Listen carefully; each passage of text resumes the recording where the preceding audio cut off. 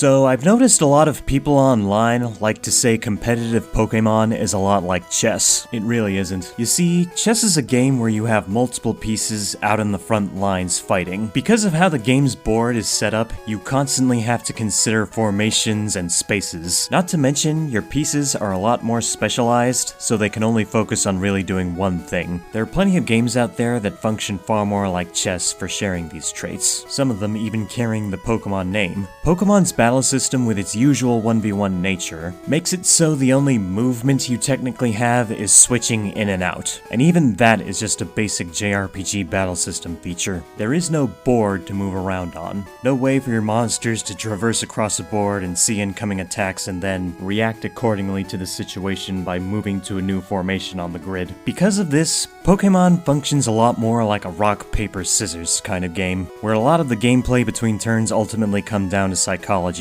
Will they stay in? Will they switch out? Will they go for a coverage move? And so on and so forth. Especially since playing optimally in the singles format utilizes a lot of switching in and out, since switching allows them to go for a better matchup versus the other rock, paper, or scissors. Even in the official VGC doubles format, where instead of a bring 6, use 6 1v1, the ultimately faster pacing of a bring 6, use 4 2v2 forces you to commit more to your rock, paper, or scissors matchup, since switching in and out isn't as good in that format. What's more is that your pieces don't specifically have a specified role. Even though Pokemon's skill set customization is far weaker compared to other games, with some examples being more laughable than others, it still allows a bit more freedom to make any monster into a rock, a paper, or a scissors, so that they have a much easier time winning certain matchups. Now granted, there's a lot more nuance to certain situations like that. Does my choice Scarfed Paper have a speed boosting nature so they can still get the revenge kill? Can my rock survive the damage roll and get the chip damage with Rocky Helmet for the win? However, even that I would say is just a rock, paper, scissors situation inside of another rock, paper, scissors situation.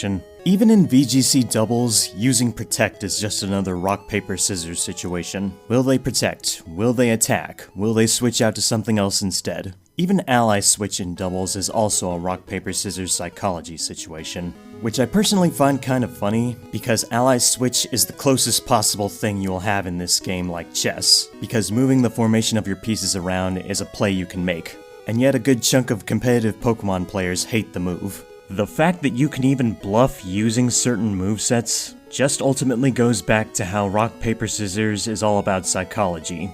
Though funnily, unlike rock, paper, scissors, Pokemon can be a lot more unpredictable, thanks on behalf to random elements that neither player has control over compared to other games. So in short, Pokemon is not a chess game. It's a rock, paper, scissors game. Not that there's anything wrong with that. Rock, paper, scissors has its own meta too. It's just a fact that rock, paper, scissors has less moving parts compared to a game of chess. Just a short video I wanted to put together on something that annoyed me a little.